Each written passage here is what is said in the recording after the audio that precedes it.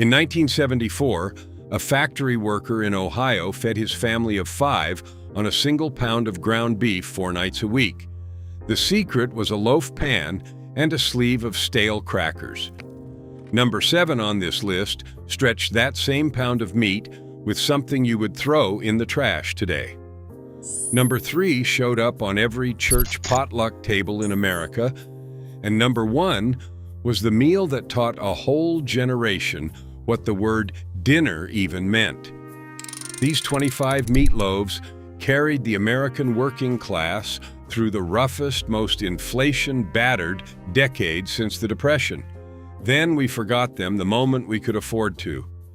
Hit that subscribe button and let us count down the 25 forgotten poor man meatloaf recipes from the 1970s that no one makes anymore. Number 25, oatmeal meatloaf.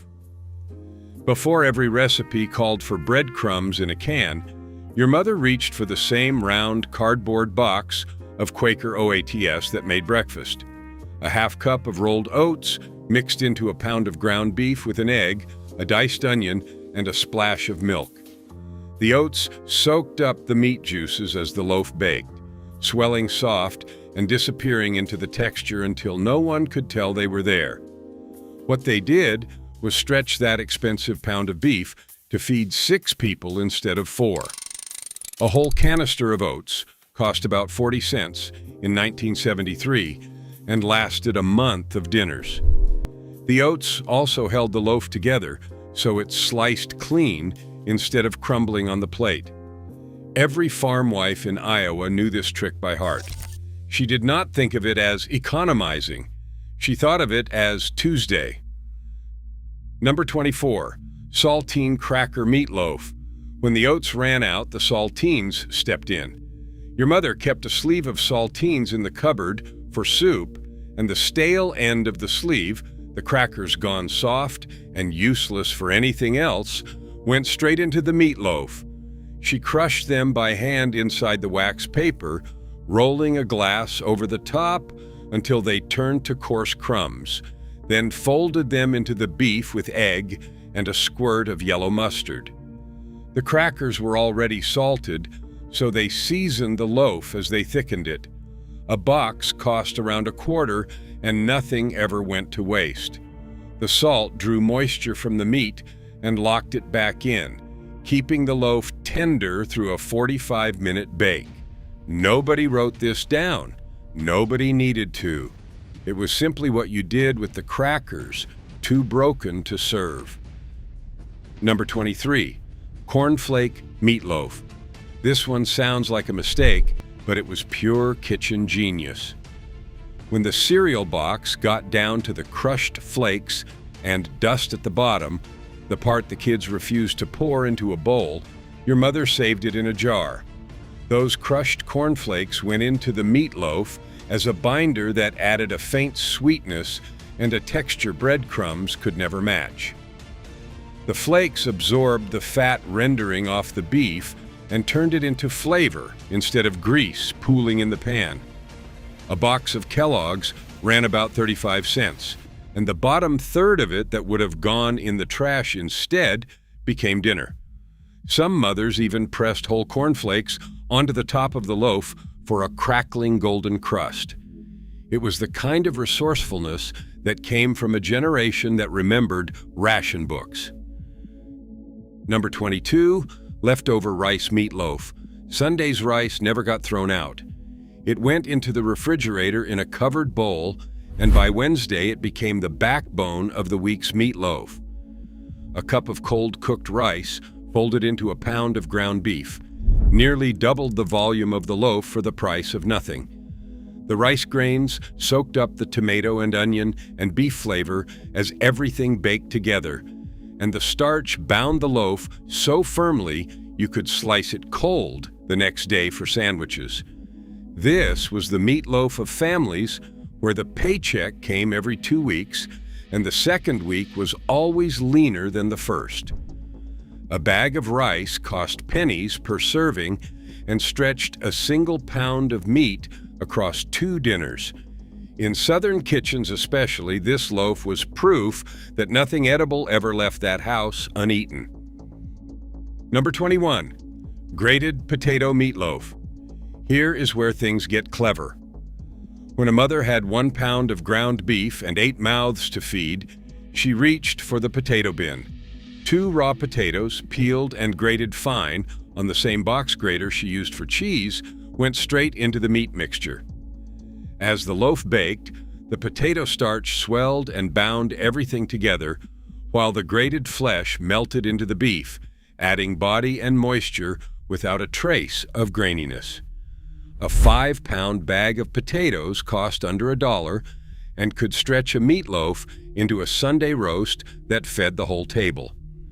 The potato also kept the loaf from drying out during the long bake in those uneven old ovens. This trick came straight down from the Depression, carried by grandmothers who taught their daughters that a potato could turn scarcity into supper. Number 20. Bread and milk meatloaf. This was the foundation underneath all the others, the technique your grandmother used without ever knowing it had a name. 2 or 3 slices of day-old white bread, the heels of the loaf nobody wanted, torn into pieces and soaked in a 1/4 cup of milk until they collapsed into a soft paste. That paste got worked into the ground beef with an egg and a grated onion. The milk-soaked bread created little pockets of moisture all through the meat, and the starch held that moisture in place, so the loaf came out juicy instead of dense and dry. You could stretch 1 pound of beef to feed a family of 6, and every slice held together on the plate. A loaf of bread cost around $1.25, and the stale end of it was practically free. Professional chefs call this a panade now and act like it is French. Your grandmother just called it making the meat go further.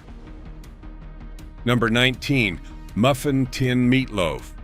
Before anyone called them meatloaf minis on a cooking show, thrifty mothers were pressing their beef mixture into muffin tins for one simple reason. They cooked in half the time. A full loaf needed an hour in the oven, and that meant an hour of gas burning on the meter. Portioned into a 12-cup muffin tin, the same mixture baked through in 25 minutes, cutting the fuel bill nearly in half on a decade when energy prices were climbing every single month. The smaller portions also stretched further because a child got one neat little loaf and felt like they had their own dinner instead of a thin slice off a communal block. The edges crisped up brown, and each one had its own glazed top, practical, fast, and portion-controlled long before anyone used that phrase. First pattern break. Here is the thing nobody tells you about meatloaf. It was never really a recipe. It was arithmetic. Every entry on this list is the same equation solved a different way.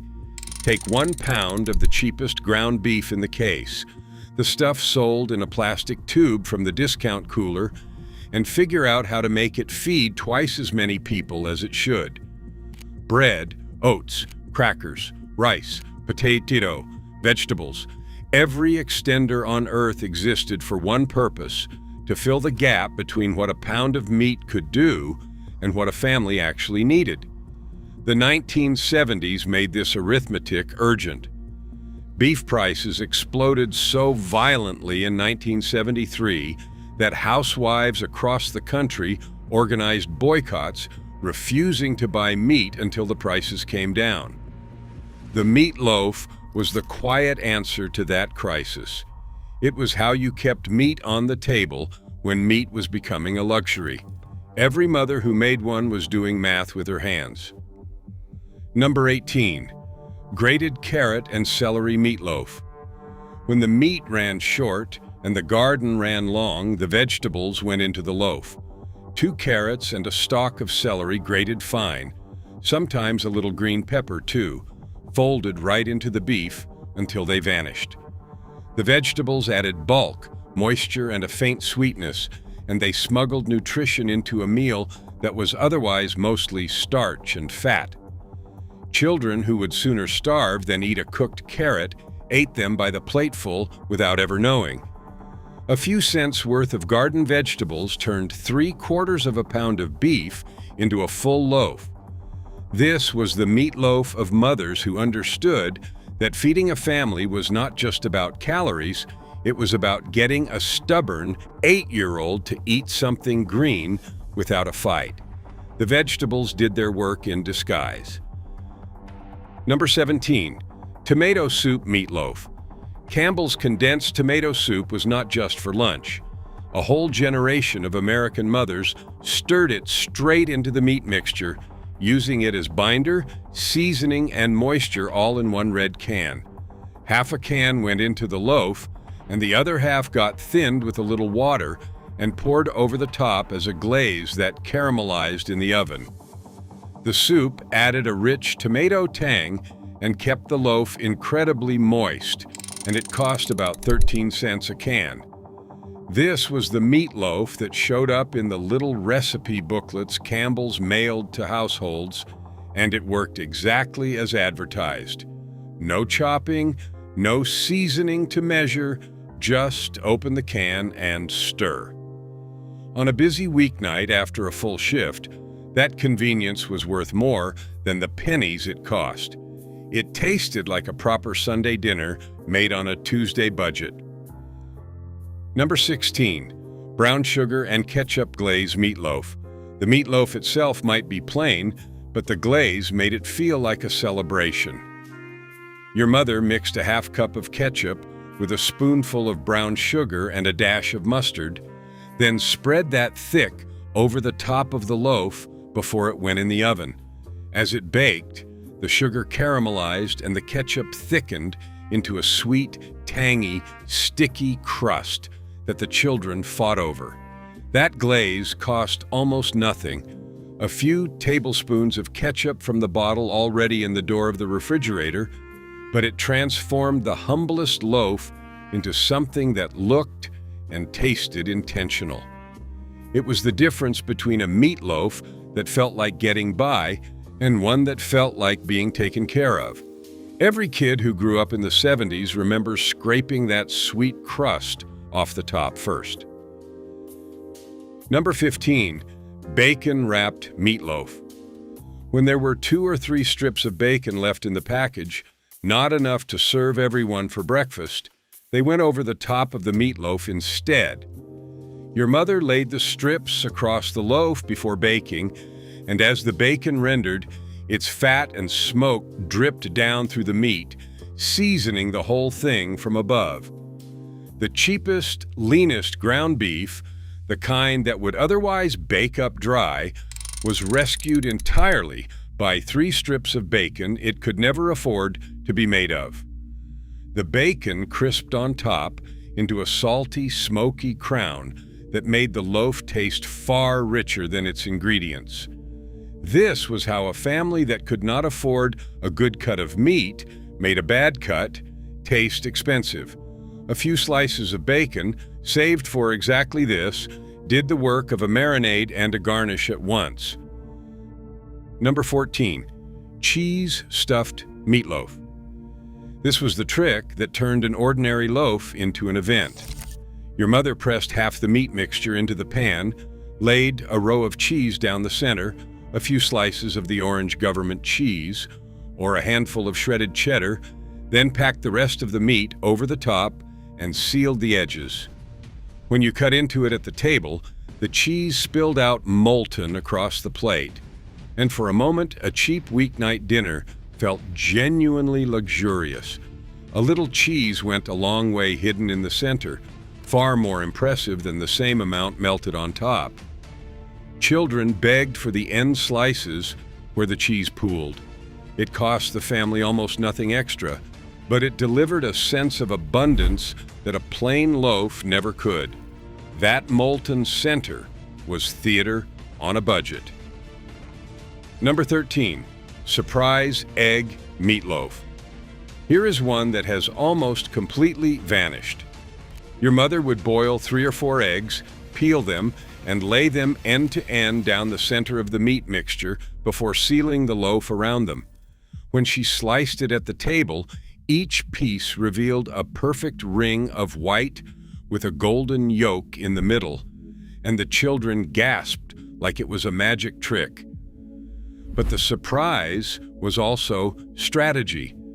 The EGGs added protein and filled the loaf so a smaller amount of meat went further, and a slice with an egg in it felt complete, substantial, worth savoring.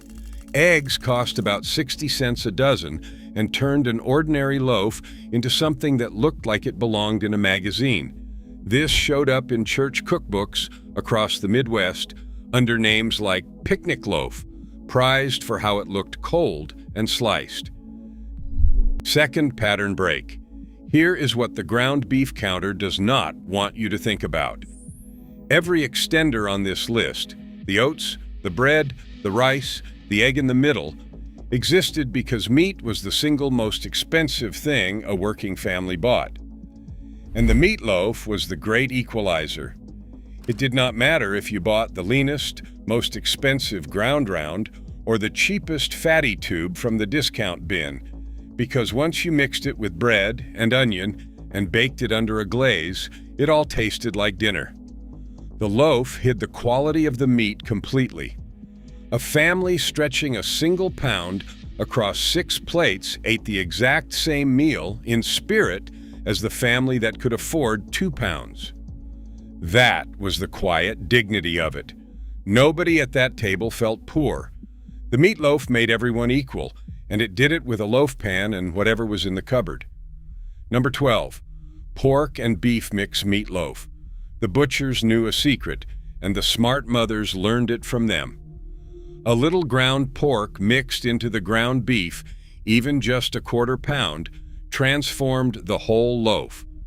The pork brought fat and a deeper savor that lean beef alone could never provide, and it kept the loaf moist through the long bake. Ground pork was often cheaper than beef, so mixing the two actually lowered the cost per pound while raising the flavor. Some butchers sold a ready-made meatloaf mix, beef and pork, and sometimes veal ground together just for this purpose. A family that could not afford a good cut of anything could afford this blend, and it fed them better than either meat alone. It was the kind of wisdom that passed over the butcher counter in a low voice, one cook to the next. Number 11, liver-stretched meatloaf. This is the one that makes people flinch, and it is exactly why it worked. Beef liver was one of the cheapest, most nutritious things at the butcher counter, packed with iron and vitamins, and often selling for a fraction of the price of ground beef. But most families hated the taste of it plain. So your grandmother ground it fine, or bought it ground, and mixed a small amount into the meatloaf where its strong flavor disappeared entirely into the beef and onion and tomato. The children who would riot at the sight of liver and onions ate it happily hidden in the loaf, absorbing all that iron without a single complaint. A pound of liver cost next to nothing and could fortify several loaves. This was a mother getting nutrition into her family by any means necessary, and it was smarter than anything on a vitamin bottle. Number 10, ground bologna loaf. Every working-class refrigerator had a ring of bologna in it, and when it started to turn near the end of the week, it did not go in the trash.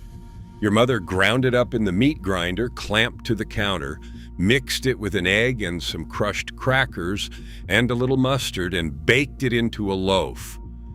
It sliced up like a fine deli meat and tasted faintly of the fried bologna sandwiches everyone loved, but it made a whole dinner out of scraps that were about to spoil. Bologna cost around 50 cents a pound, and this used up the very last of it.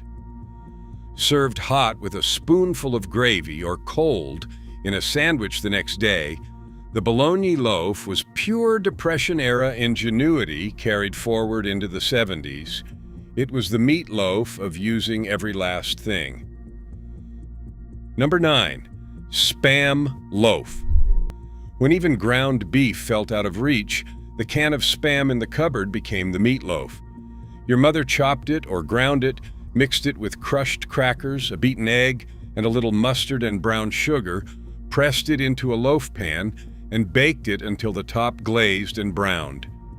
The Spam was already fully cooked and heavily seasoned, so it needed almost nothing added, and it sliced up firm and rich. A can cost around 50 cents and required no refrigeration until opened, which meant a family could keep the makings of dinner in the pantry for months against a lean week. This was survival food from the war years that never left the working-class kitchen. Topped with a ring of canned pineapple and a brown sugar glaze, it became a Sunday centerpiece that fooled almost anyone. Cheap, shelf-stable, and endlessly forgiving. Number 8. Salmon loaf. For families near enough to keep fish in the diet, the tall can of pink salmon became a loaf just like the beef ones. Your mother drained the can, picked out the big bones, or mashed the soft ones right in, and mixed the salmon with crushed crackers, an egg, a little onion, and a splash of milk. Pressed into a loaf pan and baked until firm and golden, it sliced up moist and delicate, tasting like something you would order in a restaurant. A can of pink salmon cost around $1 and made a whole dinner, served with creamed peas or a wedge of lemon. This was the Friday night loaf in Catholic households across the North, and in the pantries of the frugal everywhere. The soft bones, mashed right in, added calcium that mothers knew kept their children strong even if they could not name the science. Third pattern. Break. Notice something about the last few entries. Bologna, Spam, salmon, all of them loaves, all of them meatloaf in spirit, if not in beef. That is the secret at the heart of this whole tradition. The meatloaf was never really about beef at all. It was about the loaf pan. Take any protein a family could afford, the cheapest thing at the counter or the last can in the cupboard, bind it with crackers and an egg, glaze the top, and bake it into a shape that could be sliced and shared around a table. The loaf pan turned scraps into a centerpiece.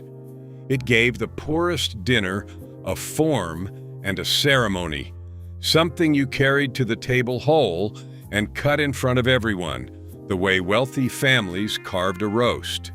That was the genius of it, the humblest ingredients given the dignity of a proper Sunday shape. Number 7. Tuna loaf. Before the tuna casserole took over America, the tuna loaf was already feeding families for pennies. 2 cans of tuna, drained and flaked, mixed with crushed crackers or leftover bread, a beaten egg, chopped onion, and enough milk to bind it. Pressed into a pan and baked until it set firm, then sliced and served with a white sauce or a spoonful of cream of mushroom soup poured over. A can of tuna cost around $1 and 2 cans fed a whole family. This was the loaf a mother made when the meat money was gone, but the pantry still held a few cans. The meal that meant no one went to bed hungry, even in the leanest week of the month. It tasted better the next day, cold in a sandwich, which is exactly the kind of second life every poor man's dinner was built to have. Number 6. Ham loaf. When the Easter or Christmas ham was picked down to the scraps, those scraps did not disappear. Your grandmother ran the leftover ham through the grinder, mixed it with a little ground pork, an egg, crushed crackers, and a splash of milk, then bound it into a loaf and glazed the top with brown sugar and a ring of pineapple. The ham was already cured and smoky and salty, so it seasoned the entire loaf for free, and it turned the last unusable bits of an expensive holiday roast into a second full dinner days later. This was frugality as an art form. the refusal to let a single ounce of a costly ham go to waste. In Pennsylvania, Dutch country especially, ham loaf was so beloved it graduated from leftover strategy to a dish people made on purpose, buying ground ham just to have it. Number 5. Stove-top meatloaf. When stovetop stuffing hit the shelves in 1972, thrifty mothers immediately found a second use for it. Instead of breadcrumbs or crackers, a cup of the seasoned stuffing mix went into the meat, bringing built-in sage, onion, and herbs that seasoned the whole loaf in a single scoop. The stuffing soaked up the meat juices and swelled soft, giving the loaf the flavor of a Thanksgiving dinner on an ordinary Wednesday. A box cost around 40 cents and did the work of breadcrumbs and a whole spice rack at once. It was the ultimate shortcut for a mother coming home tired from a shift. One box that turned a plain pound of beef into something that smelled like the holidays. Nobody thought of it as cutting corners. They thought of it as the cleverest thing since the loaf pan itself. Number 4. Sweet and sour meatloaf. In the 1970s, a can of crushed pineapple felt exotic, and mothers used it to make a plain loaf feel like a special occasion. The meatloaf was tupa, or sometimes mixed through, with a glaze of pineapple, brown sugar, and a little vinegar and mustard, creating a sweet and tangy crust that dripped down the sides as it baked. It tasted like the sweet and sour dishes that were becoming fashionable, but it cost a fraction of a restaurant meal. A small pound of crushed pineapple ran about 20 cents and turned the same tired ground beef into something the children actually got excited about. This was the loaf that came out for a birthday or a Sunday when a mother wanted her family to feel, just for one meal, like they were eating something fancy. A little sweetness went a long way toward that feeling. Number 3. Mashed potato-topped meatloaf. This was the church potluck champion, the loaf that showed up at every basement supper and covered dish social from Ohio to Georgia. The meatloaf baked in the pan, and in the last stretch of the oven, your mother spread a thick layer of leftover mashed potatoes across the top, sometimes with a little cheese, and let it brown into a golden crust. It was meatloaf and mashed potatoes in a single dish, no separate side to wash up, and it stretched both the meat and the potatoes further by marrying them. It fed a crowd for almost nothing and traveled well to a potluck, still warm under a dish towel. That combination of savory meat and creamy browned potato was pure comfort, the kind of dinner that made a cold church basement feel like home. Everyone had a version. Everyone thought theirs was best. Number 2. Individual meatloaf patties. Not everyone had the oven time or the gas money for a full hour-long bake, so the meatloaf came out of the oven and into the skillet. The same mixture, bread and egg and onion and beef, shaped into individual patties and fried in a little grease on top of the stove until browned and cooked through, then finished with a spoonful of gravy made from the drippings. Farmers called this poor man's steak, and it fed a family in 20 minutes instead of 90, on the stovetop instead of running the oven all evening. Each person got their own little loaf, browned and crusty at the edges, smothered in onion gravy over a mound of potatoes. It carried all the flavor of a proper meatloaf with none of the weight and half the fuel. On a busy weeknight, that speed was worth its weight in gold. Number 1. The everyday hamburger loaf.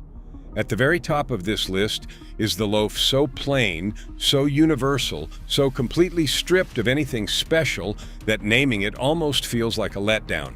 1 pound of the cheapest ground beef, 2 slices of bread soaked in milk, 1 egg, 1 chopped onion, salt, pepper, and a squirt of ketchup mixed in, and more spread on top.